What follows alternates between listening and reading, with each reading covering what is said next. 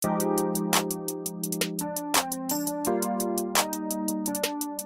is the Wifed Up Now What podcast. I'm Koeeyelle. And I am TK. And y'all, this is about to be more like a pod class, okay? Because we are here to give you marriage management advice for millennial wives. Period. From millennial wives. Uh-huh. And we happen to have a happy husband in the building. Yay! We got Pastor Phillip in the building. Pastor Phillip, welcome. What's up, ladies? Thank y'all for having me. Yes, We're excited to have a happy husband, Yeah. a man of God, one of the realest men of God that I've personally had an opportunity to converse with, which is what I am most excited about. That's fine. Because for people like me who, I don't really claim to be like a church girl.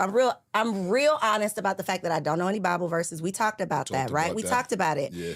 But I love God, and I do have a relationship. And I think that there are a lot of people out there who love God, have a relationship, but they don't necessarily fit into the boxes, but they have beliefs. And so if that's you, y'all are in for a treat because we're going to have a really, I don't want to say deep. It's not going to be heavy. It's going to be a good conversation. It might be.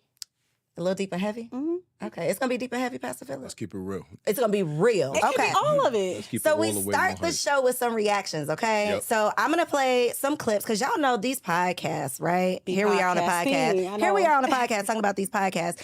But there are a lot of just controversial conversations having on podcasts. And although the conversations are out there and they might be being had in a controversial way, a lot of the content are actually things that we should be talking about. Yes. So let's get into this first clip, and I cannot wait to hear what this man of God thinks.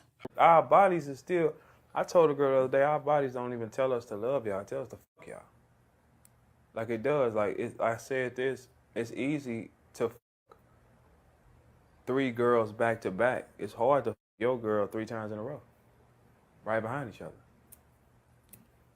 Like think about that, like if you really, think about that, right? 3 girls walk in back to back, you up and ready each time. It don't matter. Your girl back, trying to hit her 3 times in a row, your dick gonna tell you, nah, man, we don't want this. It's most cases.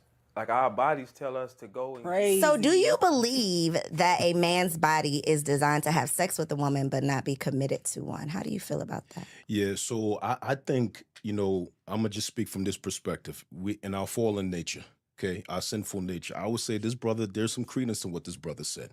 I think if any man would keep it real, a lot of men will agree with what he's saying. That it's much easier for them to get up for multiple women than it is to constantly get up for one female.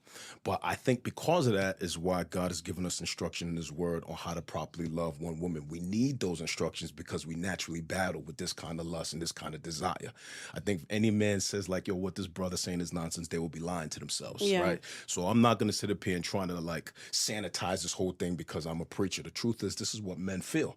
They don't talk about it, right? So I think because of that, we have to have an authority outside of ourselves, like God, like wise counsel, to teach us. Although you may have these feelings, although you may agree with these sentiments, there's still a way to love one woman, have sex with one woman, be faithful to one woman. But most men feel that way, and that brother right there, I think he has some valid points.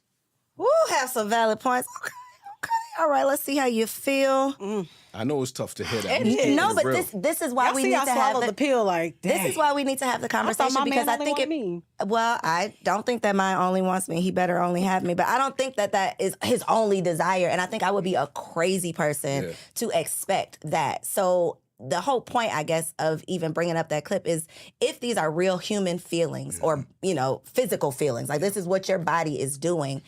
If you are not subscribed to a higher source, if you do not believe in something bigger than you, how do you abstain from those desires? Yeah, so I personally think to abstain from something, it takes 2 things, right? It takes personal character. I think if a person has character, they can abstain from those kind of desires. I'm just going to speak from my own personal experience, right? So, prior to my salvation, prior to coming to know the Lord, I was a wild man, okay? My body count is pretty high. Okay, I'm gonna keep it 100. It might be in the hundreds, to tell you the truth, before I was saved. No, hundreds. Yes, with a plural, right? So I think is if you don't have personal character, if you don't have personal values, it's hard to abstain because I think the natural man has those desires. So I think it's gonna take character to abstain. It's gonna take certain values to abstain. I think the best abstinence for me has been what God has taught me and how to abstain. But men have those desires. For example, in the Old Testament, you see a lot of kings, a lot of men had multiple multiple wives. Let's keep it real. Solomon had 700 wives and 300 concubines. I mean, this man was getting it off. For real, for real. It's not till we get into like the New Testament era where there's more constraint on that kind of behavior, where now we're called to really love one woman, be monogamous with one woman. But the desire is there for most men. We're fallen creatures. If any man say that desire is not there, they're probably lying to themselves. So it takes discipline, okay? It takes discipline, but those desires are there. If those desires was not there, pornography would not be such a, it wouldn't be a multi-billion-dollar industry. Exactly. Now, I'm not saying that's like women are involved in pornography too. Let's keep it real, right? But it's mostly men driving that industry. It would not be a multi-billion-dollar industry if those desires was not there. Okay. I was going to say, he said some words, monogamy and the polygamy and all of that. I was ready Trigger to words, were you triggered?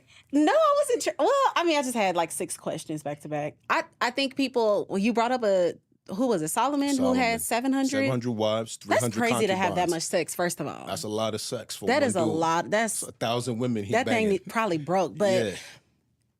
I think that's what people are looking at. Like, okay, well, that's what they did, and God approved of that. Why is that now all of a sudden a thing of monogamy?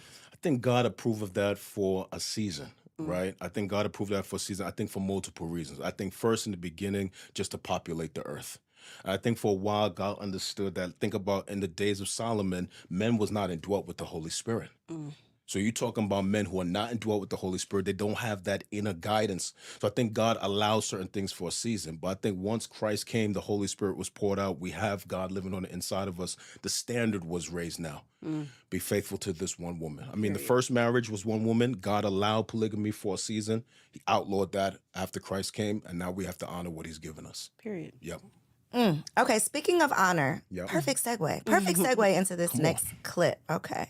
I don't respect men. Did you have a father that you respected? I didn't disrespect my father. He wasn't around. Okay, so that's the thing. So stop it there, right? You didn't even have the prime example of what you needed to carry your love for men in your later ages. Your father wasn't there to instill certain traits in you so you will accept a man's love. God's love comes through the father. So since you don't really know how to experience and digest a father's love, that means that you don't really know how to experience and take God's love, because that's where the love trickles down from, right? So, do you feel that the disconnect between men and women Yeah. could be based on the lack of fathers in the Absolutely, home? to some degree. I think fathers play an intricate role in the formation of their children. I think to say they don't is to be in denial. I think for this reason, this is why the enemy works overtime to remove fathers from homes, to remove them out of their lives of the sons and daughters. I think that there is something that a father provides for their children that is absolutely necessary for their mental health, their emotional health, their well-being. And I think in the absence of fathers, there is a certain level of handicap to some degree that a lot of us are raised with. And I think, but this does not say that a person who was not raised with their father cannot be a healthy, functioning human being. But I think to deny the impact of a father's role in a child would be to deny what God has created. I think a father's role is important.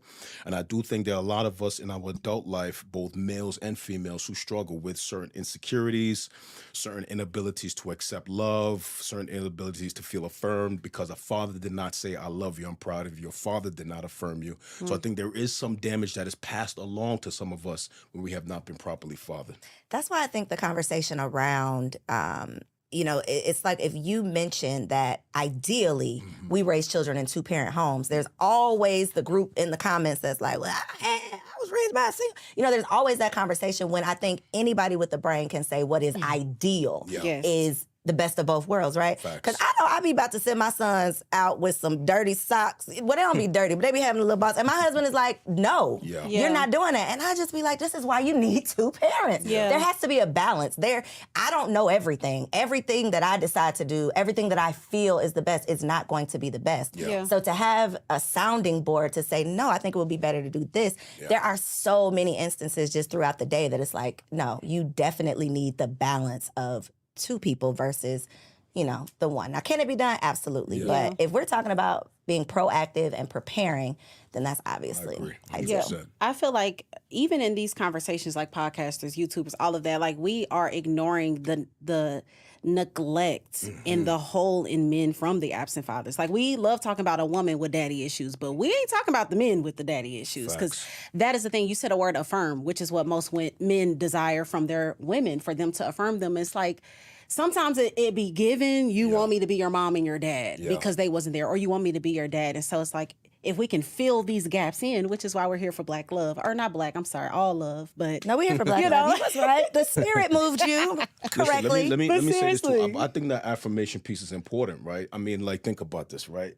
When Jesus, before he started his public ministry, I mean, he's a grown man. He's 30 years old, right? Before he does anything, before he does any miracles, before he preaches his first public sermon, he's baptized, and then the Father speaks from heaven, "This is my beloved Son, in whom I'm well pleased." So God thought it important to affirm his Son before he did anything. If it was important for the Father to affirm the Son, then we got to take seriously the fact that affirmation is important. Okay, I know what it is to be seeking affirmation from men, because some of that was lacking growing up. I had a great father. I had a great father, but we didn't communicate as much. We didn't talk as much. So they're hearing things like, "I love you," or "I'm proud of you." I didn't grow up with hearing those things. So now you go seeking that in other men. You go seeking that in mentors and coaches and whatever the case may be. So I think the affirmation of a father, the deposit of a father, like you were saying, Corey, two parents, I think there's something two parents bring to a table that helps the health of a child that sometimes is lacking in a single parent home. Not to say a single parent can't raise a good child, but I think there is a deposit that is necessary from both parents to help us be as healthy as possible. Love that. So we're moving into the main topic. Let's do it. This is a topic that I think everybody is upset about in these streets. They do not like the word submission. Curse word. It is literally a curse word to these girls in the street. So I want to ask you, why do you think submission is a curse word to this current culture? And just the thought of surrounding a traditional woman, a woman that's at home, submissive, all the things. Yeah. I think culture has done submission a bad number, right? I think when women in culture hear submission, they think slave, they think you have no rights, they think you have no voice, you have no value, they think doormat, right? Yeah. But biblically speaking, when I hear submission, I think safety. I hear protection. I hear guidance, right? And I will go so far as to say you really don't need submission when you have agreement, right? Submission is only necessary when you don't have agreement. So like we know what the scripture says, wives, submit to your husbands. But then it tells husbands, love your wife as Christ loves the church. So if a husband is loving his wife the way he's supposed to, right, it will be easier for her to submit to him as the head of the home. But think about this, right? There's one steering wheel in a car, one. Right?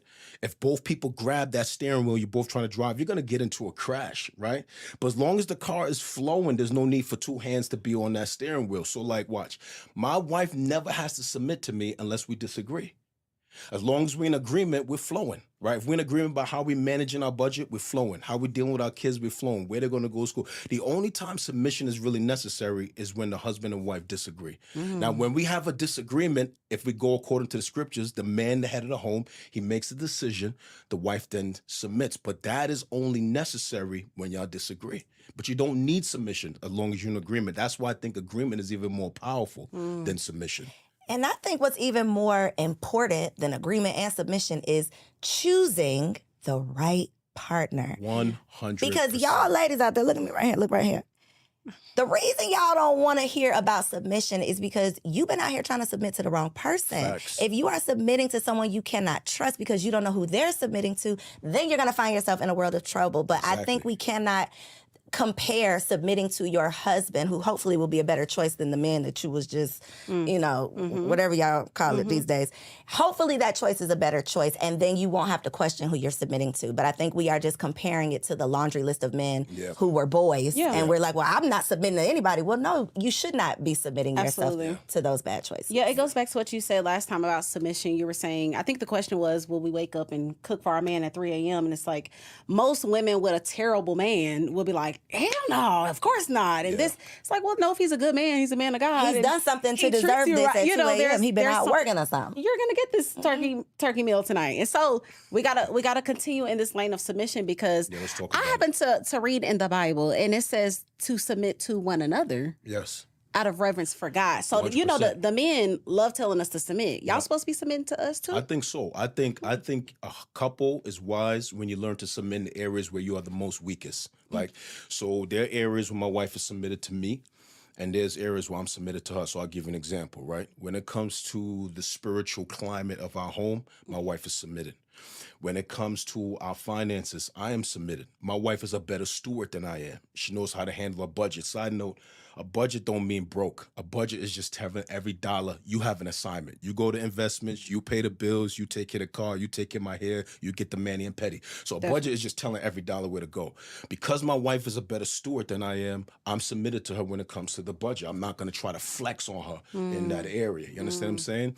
And so I think there needs to be mutual submission. And I think you have to be wise about the areas where you're weak, where your spouse might be smarter than you or wiser than you. If they're smarter or wiser than you and you're not so insecure, you could submit as a man to your wife in a particular area, especially if she's a better leader than you in that area. Jeez. It's only prideful men refuse to do that, and then you cause unnecessary tension in your home, damage in your home that could be avoided if your pride and your ego wasn't so big. That makes sense what I'm saying? Absolutely. Yeah. For sure makes sense. I was gonna say that's the two hands on the steering wheel. That was the best example. That was it. The show was over after that. Yes. And so I want to talk about infidelity. Let's talk about it. It is a big topic in these streets as well, because I don't know. I've been kind of saddened that women are almost expecting men to cheat immediately. Women are literally the whole high value man. He got money. He is of any status. Prepared for the side chicks. Prepare for it. And so for the women that are expecting this, do you think that there is any coming back after infidelity and being healthy? And just a side note as well, this is my non-negotiable. This is her non-negotiable. Her marriage deal breaker. It's a marriage deal breaker for me. It's something me and my husband sat down and talked about from jump, because of my perspective, women after infidelity, I don't want the problems. I don't want the paranoia. I don't want the insecurity. I don't want you going to Walmart and I'm in the trunk, because where are we going? I'm definitely in the trunk. Like, I'm definitely looking at the maps. And it's like, why do that? And so, I don't know. I want to ask you, do you think that you can actually be healthy after infidelity? So first, I want to affirm how you feel, right? I think if that's your non-negotiable, you have every right to feel that way, and you got a biblical right to feel that way. Period. The scripture gives us a complete out for infidelity, and you could walk away from a man or a woman after infidelity, and God is not going to be mad at you for doing that. So I think, let me just first affirm how you feel. I think if that's your non-negotiable, I think you have every right. But I do think there is hope after infidelity based on the individuals involved, okay? I think if there is sincere remorse and repentance, if there is contrition, I think two people can survive infidelity. And I will go so far as to say not only can they survive, they can actually have a stronger marriage on the backside. Now, we got to keep it real. After something like that, we got to think about things that are lost. Trust is lost. Confidence is lost. There's some tangible things and intangible things that are lost. Home could be lost, family could be lost, whatever the case may be. But I think that those things have to be rebuilt. Consistency over time rebuilds trust, right?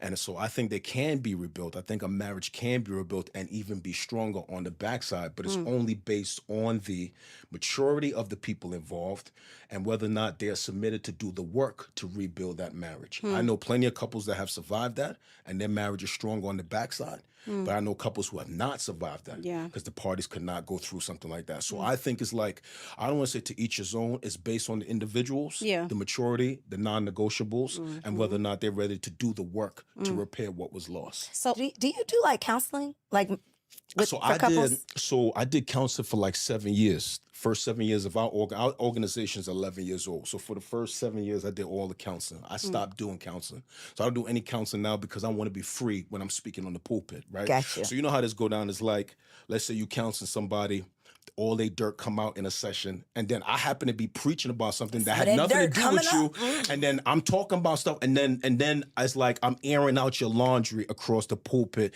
You're sitting there listening to me, and you hurt. So because I want to be free from that, I don't counsel anymore. I want to be able to speak on the pulpit, and not feel like I'm airing somebody's laundry, especially if I have some some harsh feelings towards someone coming out of counseling and something slip out of my mouth in the middle of a message. Like, I don't want to hurt people like that. And I'm gonna be real, right? I've done that. Right, let's keep it real. I'm not like, there's no perfect pastor. So I've hurt people from the pulpit. So I stopped counseling altogether. We got elders, associate pastors, spiritual care team that do all of that. When I'm speaking, I don't want to be handcuffed to nobody in the audience. So I want to be free. But you've talked to countless couples, I'm sure. Of course, I've counseled hundreds of So couples. so based on those hundreds, is infidelity more of a deal breaker on the man's part or the woman's part? Woman, 100%. Woman. I think for the people I've counseled, Meaning the woman will leave, or woman will leave. Yes. I think, no, you know what? Let me reverse the opposite, right? No, The no, man- no. Let me reverse it. It's a bigger deal breaker for the man. If your woman it's hard, cheats. listen, it's hard for a man to accept the fact somebody ran up in your queen. Like, that's Absolutely. tough for a dude to get over with. You know what I'm Definitely. saying? Like, somebody tapped that besides you. Another penis was in there besides you. It's hard for brothers to get over that. I think women are a little bit more gracious. They might even, look, some women put up 1, twice, 3 times, right? Yeah. So, for example, right, I know a sister, we're not gonna call her name on the podcast. She's popular in Atlanta, right? She's popular in the city. A little infidelity in her marriage, right? 4. Okay, this dude had 4 women, I think, 4 or 5 women. I don't know what it was, from what I've been told. She said, right, look, if he would have just tapped one chick, listen, he got drunk one night, went to the club, tapped one chick, I could probably get over that.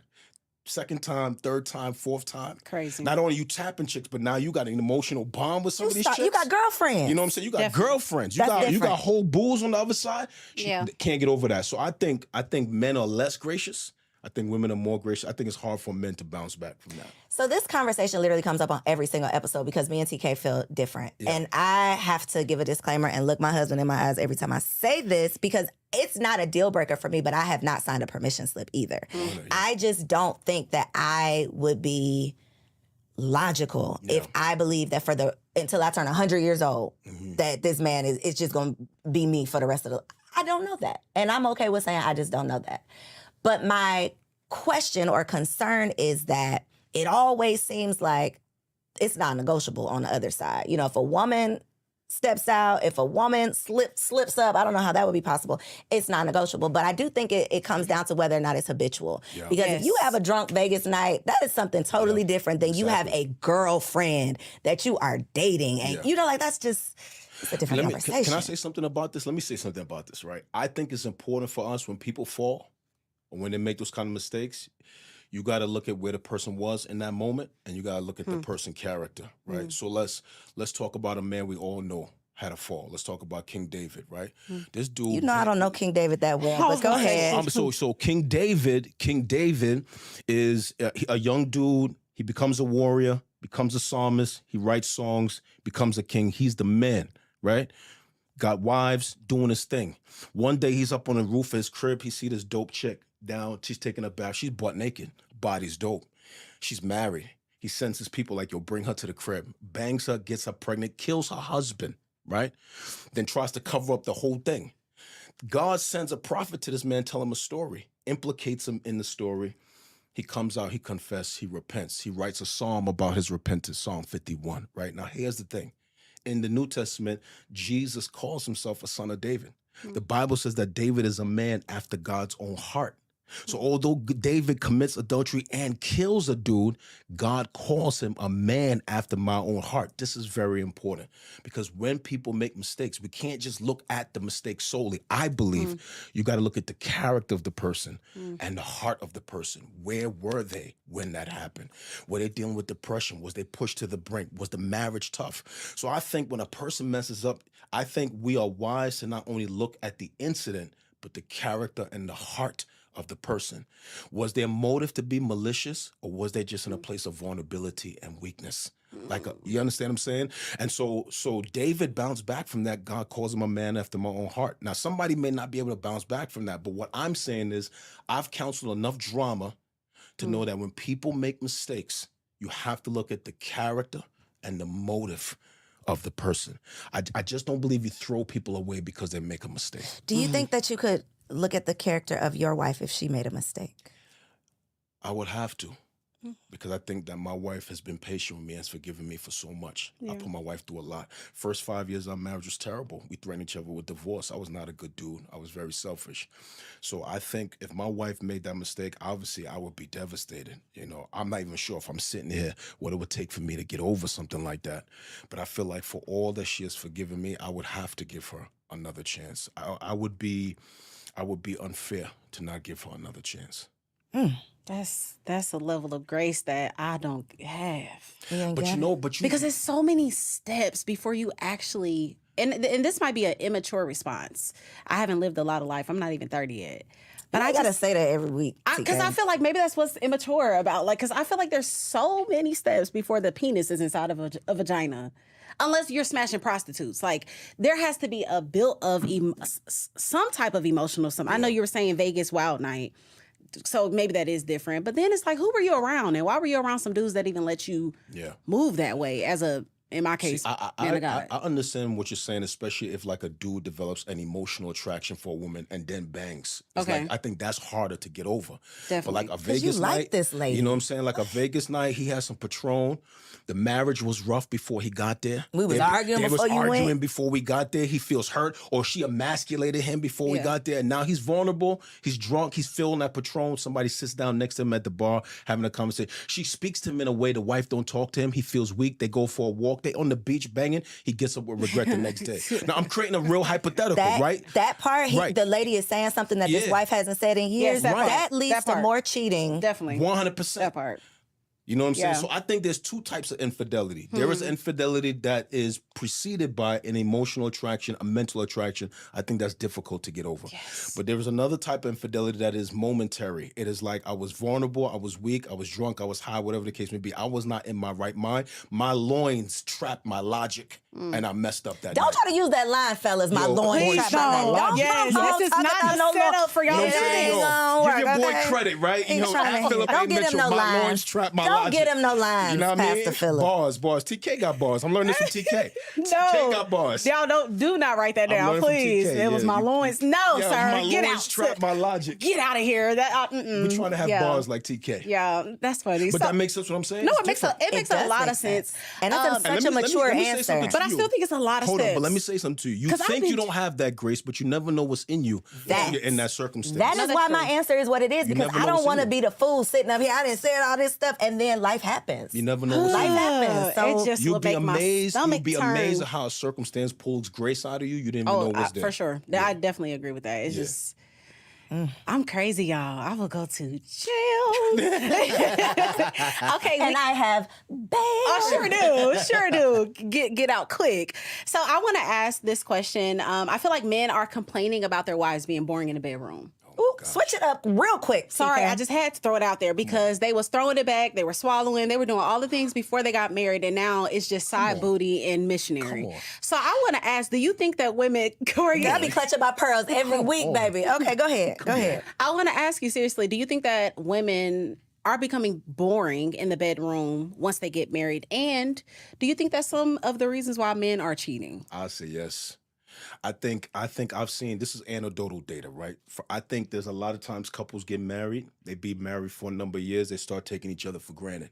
You take for granted that you sleep next to this person, y'all come home every day, so you stop doing the things you used to do. You got the bonnet on every night, you got the big robes, you don't wear nothing tight anymore around the crib. I do still want to walk up and smack that thing at the kitchen sink, you know what I'm saying? So I think when you start taking your mate for granted, I think it's easy for sex to get boring, for the marriage to get boring, or whatever the case may be. Now peep this, right? I think what it took to get her, sometimes you got to keep that moving to keep her, and vice versa, right? So like when Paul, check this out, when the Apostle Paul, a dude named Paul, wrote to a church in Corinth, ancient Corinth, he said something very important to all of them because they were crazy, right? He's like, he said, the wife's body belongs to the husband's body belongs to the wife, and y'all need to fulfill your marital duties. So whatever you got to do to keep it spicy, you got to keep it spicy. I mean, if I got to be praying in tongues to go in the room and have sex with my wife, I'm going to be in trouble. So I think you got to do what's necessary to keep the thing spicy. Now, if you don't believe that, that's on you. I think you got to do what you got to do to keep it spicy. Yeah. I don't think it should get boring. Try a new position. Try something different. Come home with some new lingerie. But I think you got to do what listen, you got to, look, Paul said, fulfill your marital duties. Right. Whatever that is in context, you got to do that. Yeah. Speaking of marital duties, do you think that it is healthy to have an expectation of gender roles in marriage? Gender roles in marriage. You're not gonna like my answer. I might.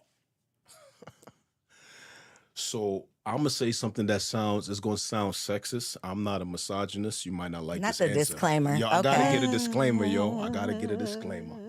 All right, listen to me carefully, right? Yo, God created a man. He created an environment and put the man in the environment. He gave the man instructions on how to work the environment. He gave the man everything he needed in that environment. And then he said, it's not good for this dude to be alone. I'm going to make for him a helper. And he creates a woman to help a man. Now, pause. You know what you see right there? Complementary roles. Men and women got equal worth and value, but God gave them complementary roles. And then it's expanded upon in the New Testament. Paul gives different instructions to husbands than he gives to wives. If you pick up on the nuance, he's trying to say, y'all have equal worth and value, but you have complementary roles that complement one another. And when they function properly, you feel good in your marriage. When they're not functioning, you feel tension in your marriage. So it's like a car, right? Like, okay, some of us know what it is to drive cars that are like it's out of alignment. The car, you ran a pothole, the car's out of alignment, right? You know what this feels like. You're driving and it's pulling to the left or pulling to the right. Now, you could keep driving that car if you want to. You're going to wear down your tires and eventually the tires are going to pop. You're going to get into an accident. So I feel like when husbands and wives or couples are out of their roles, it's like driving a car that needs an alignment. You're going to feel the tension. You want me to give you proof? Take a wife that tries to constantly emasculate her husband, dominate him, call him out his name, tear him down, crush him down. She going to feel tension in that marriage. Go the opposite way. Take a husband that tries to dominate his wife, control her, abuse her, mistreat her. They're going to feel tension in that marriage. But if he loves his wife like Christ loves the church, if she's submissive, if you do all the complementary things, you're going to feel more harmonious marriage instead of the tension. So yes, you do have different roles. They are complementary. And when you function in them, the marriage is going to function much better. Are you saying that they're defined? That's what I was going to say. Are there defined roles? Or are you just saying we complement one creating another? them? So the roles are nuanced.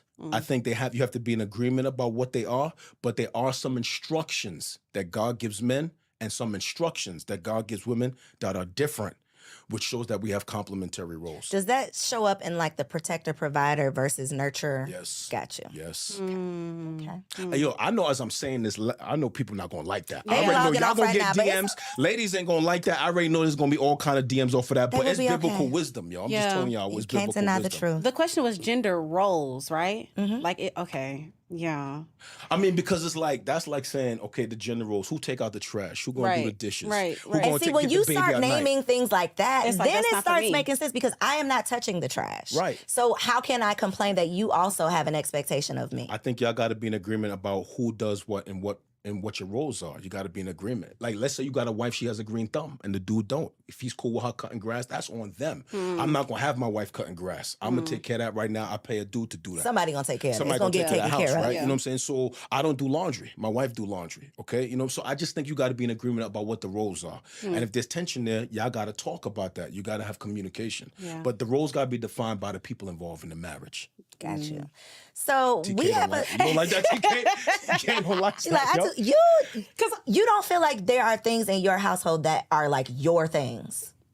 Outside of cooking, That's the only thing. Well, that's the thing, though. I'm just So saying you there's feel like something that you feel like is you your and Namdi thing. don't have no defined roles. he will wash dishes. I'll wash them. Yeah. Literally, So do the I. only I do thing that he's dishes. not doing. Like, I have taken out the trash. So all the My ladies wife was is taking out surprised. the trash? I mean, I'm like, I stay home, I homeschool my kids. I'm not gonna wait for you all the time to get this pal out. So I'll just throw it in. I mean, it's like 3 times a year, but you know, But it gets done. it still get done. So I don't know. I think I question think God. a Like, lot- did God define a man to be this? And the woman that, because even the conversation of beta males and all of this, like, okay, you said that your wife is good with finances. Well, in some cases, a woman would think that should be the man leading our the financial whatever highway in our relationship. So do you think that there are God defined, like, no, there's no negotiating if Who a does this man and who does that? should a man be That's doing good. No, something that's good. specific No, and a that's woman good. should be doing That's a good something question. specific? So I think there are some defined roles in the Okay. scriptures that are clear, and the rest of it, most of it is nuance. Let us know. So, for example, when God says to a man, God says in his word, the man is the head of the home. that is a clearly defined role. That's there in the New Testament. That role is a hard defined role.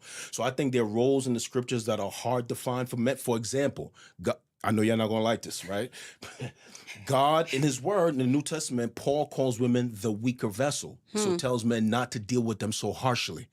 So there are some roles that are clearly defined, but the majority of our daily roles, that's not defined in the Word of God. They're nuanced. We got to define that within the context of our own relationship. So yes, there are some, but most of the ones we have daily, they're nuanced. I think what Does that make the sense challenge, what I'm saying? no, it 100% makes sense. And I think the disconnect or the challenge is that times have changed, society has changed. So women are no longer always offered the opportunity or in an environment that allows the opportunity for them to be a homemaker and manage the home. Yeah. So a lot of times we enter marriages and we still have the expectation of being a homemaker, except we got to leave a home and go work as well. Yeah. So we have, now we're serving in both roles. It seems it's like you want the stay-at-home mom, luxuries, but I still got to pay some of these bills. And the math ain't mathing. There's only so many hours in the day. So I think that is where women struggle sometimes with the gender roles, because I just want to do my one role, but now I'm sliding into your role because I thought the man was bringing home the bacon. And just to say, like, that's literally my life right now. Like, I've been a stay-at-home mom now for 9 years. Yeah, have we been together? Yeah, so for 9 years, and I'm now getting away from home more and more and more. I'm getting booked more. I'm doing more. And so it's like, am I still expected to do what I've been doing when I had all these hours? Or, because I do think that we kind of get into marriage saying that a woman is supposed to do this, but if I'm paying half. Yeah. So I think my wife was a stay-at-home mom for 10 years. Yeah. During that time, I worked 2 jobs, sometimes 3 jobs. The reason I let her do that is because she wanted to be home with our children. She wanted to be the primary person with them during the day. That was her personal conviction. Yeah. So I did what I had to do to allow her that. It was difficult, yo. I'm talking about during them years, beans and rice. Kids got holes in their shoes. We were poor, right? we were dirt. We couldn't even afford nothing. We didn't go out to eat, no movies, none of that. Those were tough years. Right? Those were tough years. I see the fruit now of my children, of my wife being home those 10 years. And that's not to knock women who has had to put their children in daycare. You got to do what you got to do. But what I'm saying is it comes back to communication and agreement, right? Yeah. So my wife and I were in agreement about that for her to stay home. We knew, I said, Lena, if you want to stay home, you're not going to bring anything in. You know that it's going to take us a longer time to hit some of these financial goals. Are you okay with that? Yeah. Okay? Are you okay with that? She was okay with that. I allowed her to stay home. Now, if somebody's not okay with that, you got financial goals, then if y'all in agreement about both of y'all working, then y'all have to do that. I think we got to listen. I think it's very important for people listening to this podcast, watching, to understand when it comes to marriage and the context we're in, we're not monolithic. You got to know what is important based on the people involved, your personal convictions, and how you submit it to the Word of God. You got to tailor your marriage for what's going to be best for you within the context of the wisdom that God has given us. This is not monolithic. One woman works, one woman stays home. Does it mean one woman is better than the other? No. What is best for your marriage and the context for how you have, it's got to be customizable for the person within the guidelines of God's wisdom. Yes. Does that make sense what I'm saying? Absolutely. 100%. Yeah. Absolutely. It's going to be a whole nother episode, though, because one of the women stay home, one of the women go to work, but both of those women a lot of times are the default parent. Yep. And that is where I think the struggle kind of comes in, because they still have that one responsibility. It's the same. Yeah. It's true. They are the default parent. But hopefully you got a man that come home and know that his job is not done when he come home. He going to take some time Look to at pour right into here. his kids. Yeah, right here. Yeah. Not for our husbands, but for another husband so out there. brothers, I just think if your wife is a stay-at-home mother, I think when you come home from working, you got to know that your job is not done. I think you got to know there's a job and a responsibility you have to your children as well as a co-parent. Your job is not done till your children has gone to bed. So when you come home, you got to separate some time, put aside some time to pour into your kids, because they still need a deposit from you the same way they need a deposit from your wife. In That part. Jesus' name. Thank amen. you for that little special word Them of dudes wisdom. not going to like that. They it's ain't, but true. they are. Oh, yes. I almost right. made you say it twice. So it is game time. Game time. Let's Yes, do it. I got to pass Where it. my Yes. sign at? Oh, word. So this So is how a we do game. this? So you're going to be talking to, your nieces, your little little sis out there. sisters, all of that, who have some scenarios and some situations. And I'm going to share them with you, and you're going to tell them to run or have fun. Got So get these are away. women who want to be wives. Yes. Okay, they're looking for committed relationships. So the first one is, this girl really is vibing this dude, right? But he is still in contact with his ex. He tells her there is nothing to worry about. It's good. I don't want her. But he still talks to her. I say run. Really, Koeeyelle? Yeah, I say. Still in contact? Like, hello, Sarah, how They're you been just- doing? Yeah, I say run. Let the guest answer. Yeah, no, I say run only because I think that back door's still open.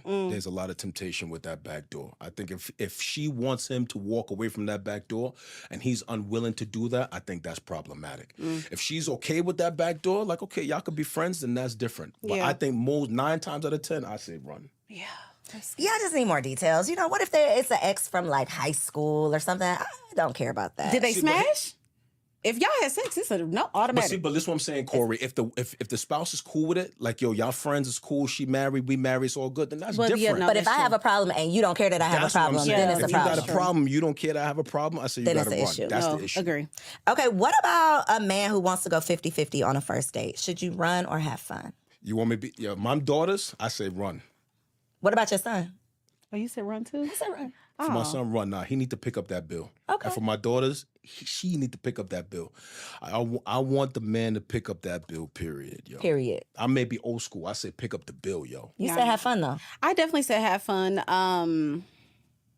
I think there is, especially in this culture, you just have to be really, really careful because it's a culture of I'm gonna take you out on a fancy date and I'm absolutely expecting sex after this. So you're not gonna pay for me. You're just not. Let me go ahead and let you know that this is because I view dating as interviewing. Yeah. This is not what y'all think this culture is, and so I feel like there's a pressure also. that. A lot expectation? Yeah, a lot of women are feeling that pressure of like, oh my God, I'm at this 5-star restaurant. This man pulled up in a limousine. This nigga done bought me a bag. Like, okay, let me go ahead and give you some. And like literally get pressured into doing that. So I feel like a safeguard is like, I got it because I'm interviewing you just like you're interviewing me. Yeah. That's a great perspective. That's a good perspective. For sure. But I'm not having sex with you if I don't want to have sex with you. Some women are. There's like so much between like the restaurant Yeah, and the the car. house. Yeah. You know, like I'm not feeling pressure. I don't care what you done did. Yeah, I ain't facts. obligated to give you anything. Facts. So I don't feel pressure in that way. And I think a lot of times having conversation before you get to the date will reveal a lot of that. Yeah. Because you know men who are mentioning sex, you trying to talk freaky and you don't even know Me. my last name and you're Nothing. trying to mention sex. So I think you can get those vibes. And I'm not going on a date with you because I don't want a free dinner. Yeah, it's so many like I now. think you make a good point though, TK. But I think a lot of that falls on the character of the dude you went on a date with. That it's like, did you interview him before the date? Did y'all talk at all? But you said something very important. I think y'all can't let that slide. Y'all probably got to do a whole podcast about that. I think I see dating the way you do. It's like Interviewing. interviewing. I think dating is the process of determining if somebody's a good life partner. Yeah. You got to have some kind of destination. Yeah. If there's no destination, there's no assessment, then what are we really doing? Oh, we've been Yeah. dating for 20 years. With no intention. With no ring. Yeah. Like, yo, you crazy. That's real wild. Crazy. I feel like I'm just different in that aspect, period. Because I also believe in women paying for, like, even women approaching men. Like, a lot of women have even the concept of, like, he's gonna come to my doorstep. Girl, you better get in these streets, get to the events, and go up to him and say, "Hey, would you like to go have some Advertising, some not coffee?" selling. Yeah, ain't nothing wrong Yes. with that. Yeah. So I don't know. I'm ain't because nothing wrong I with think that. I think my husband would say that I. Who hollered at who? Did Namdi holler at you or you hollered at him? Ask Namdi that question. And since he's not here, let me represent him, okay? Because TK definitely hollered at him. I according to definitely position myself To be hollered at? advertising. to let advertising to let it be known, like, yeah, I'm interested. I'm interested. It's a thing, and I was the nigga in the relationship. It's I'm all right. balling out. Yo, Here's it's some all new right. shirts. Ruth did Here's some that. shoes. I mean, she was under that dude blanket. Yeah. Like, yo, I'm here. Oh, for sure. Come on, For right? sure Ruth slipped in was. under the You see his blanket. Like, yo, style? throw this joint over me, right? Like, she slipped it right under the sheets. She Like, yo, I'm did. here. Yeah, So it's all right. yeah. It's So all that's right. but that's me though. That's all right. I'm That's a not- whole nother episode. That's all It right. really is That's a whole because nother I episode. think that's what's keeping a lot of women singles. Like, y'all be afraid to talk to men, and y'all be afraid to like slide in DMs. I slid in my man's DM. I got his number. Oh, you were Come on. serious. I mean, it wasn't even just serious. It was just like, you better see what's up quickly. Yo, really quickly, I think we see both in the scriptures, right? We see Hmm. women who was ran up on, but Ruth went underneath that dude's sheet. Was like, yo, mean- I'm here.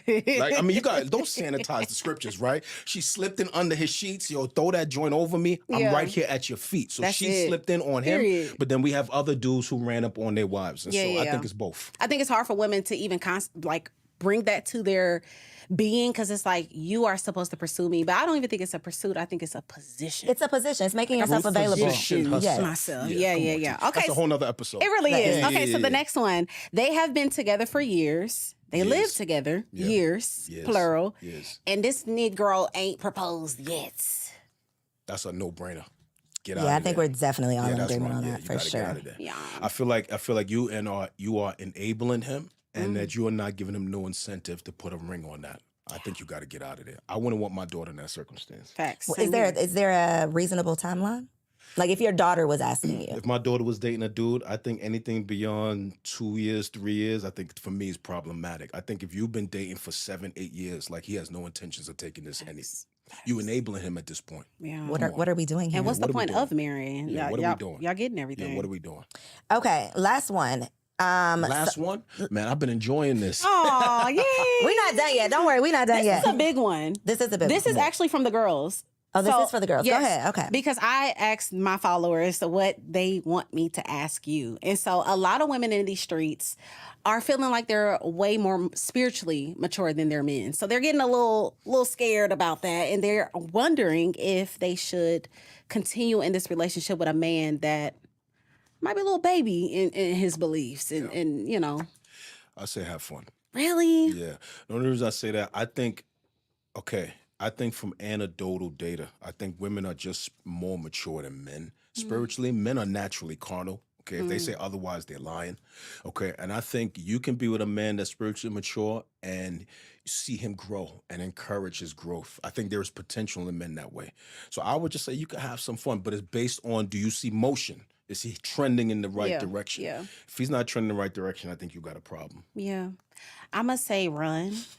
No grace. TK ain't got no grace. Leave him right now. Leave immediately. No, again, this is all perspective and experiences. For the women that I have coached and every woman that I've really talked to, most of the time the men are, I'm talking about like, the women are teaching them about God, like leading them in the Bible, leading.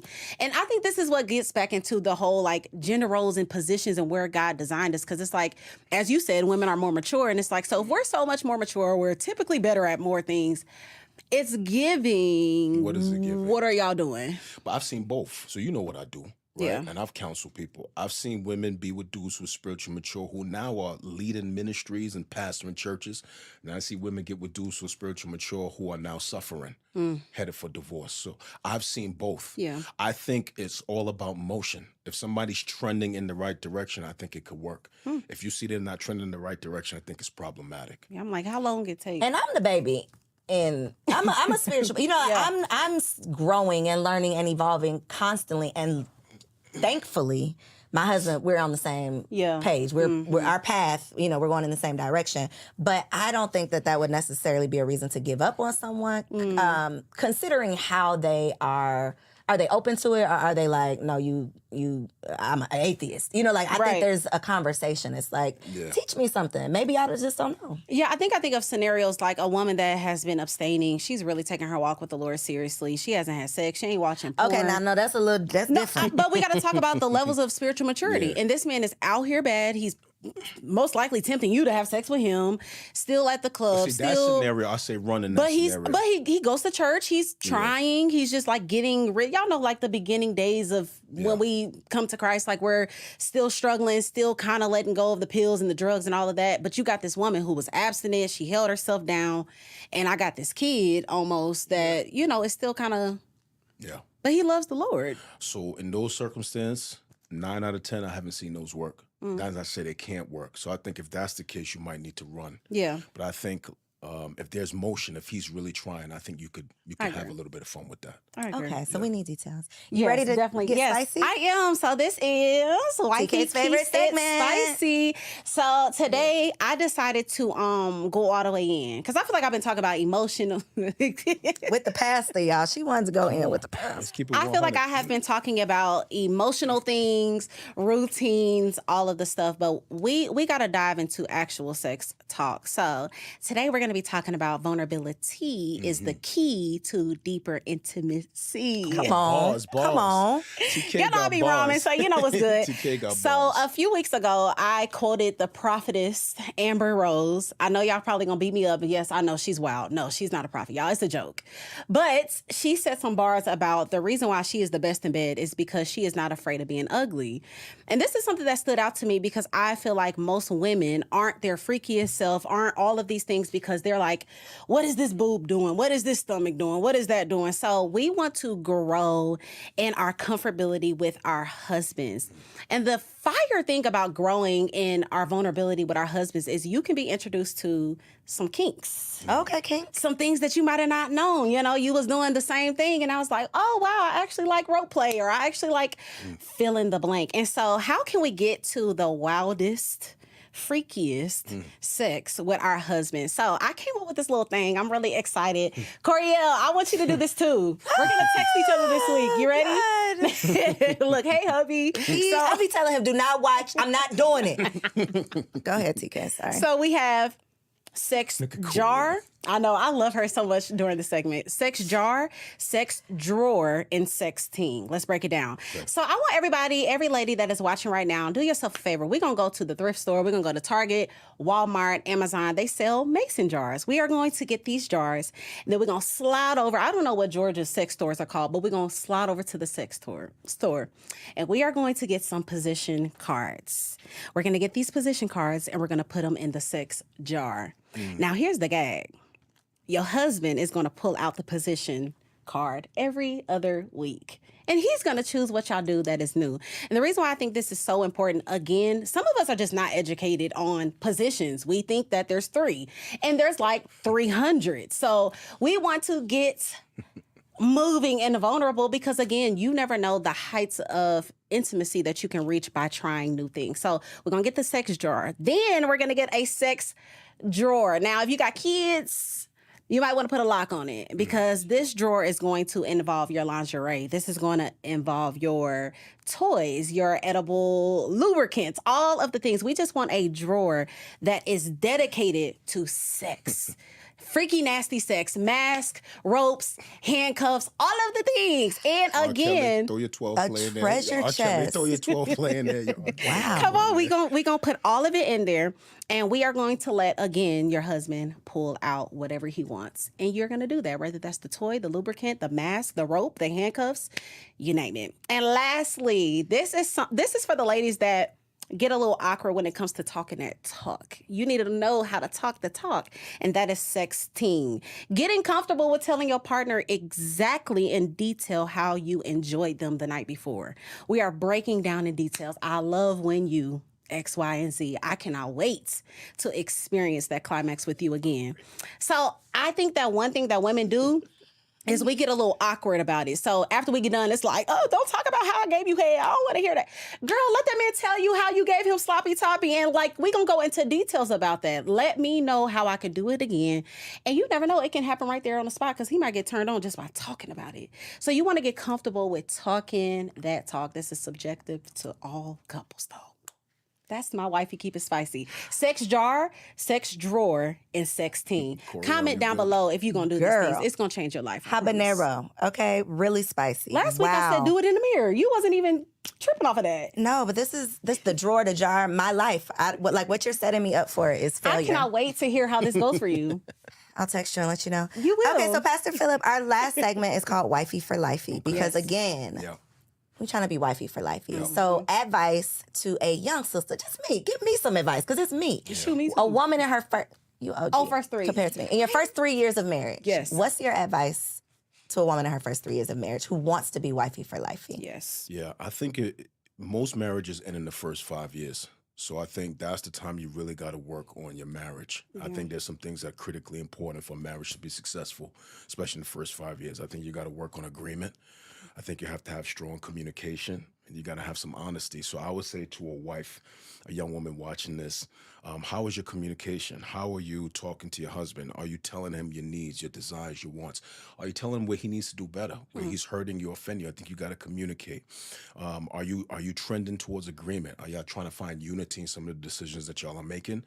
And are you doing your part to be the best wife you can be, regardless of the kind of husband that he is. If you're just reactionary, I'm going to be a good wife only if he's a good husband, I think you're headed for trouble. I think you got to make a decision within yourself that I'm going to be a good wife no matter what, because your character. And I think that's one of the best ways to make sure you're doing good in the first couple of years of your marriage. Don't let it be reactionary. You do what's right because your character says it's right, regardless of what that other person is doing. Whew. It's That's tough. deep. So, Pastor Phillip, for the people here in ATL that want to come check you out, look in that camera right there and let them know how can they come sit with the realest pastor in the city? Come on.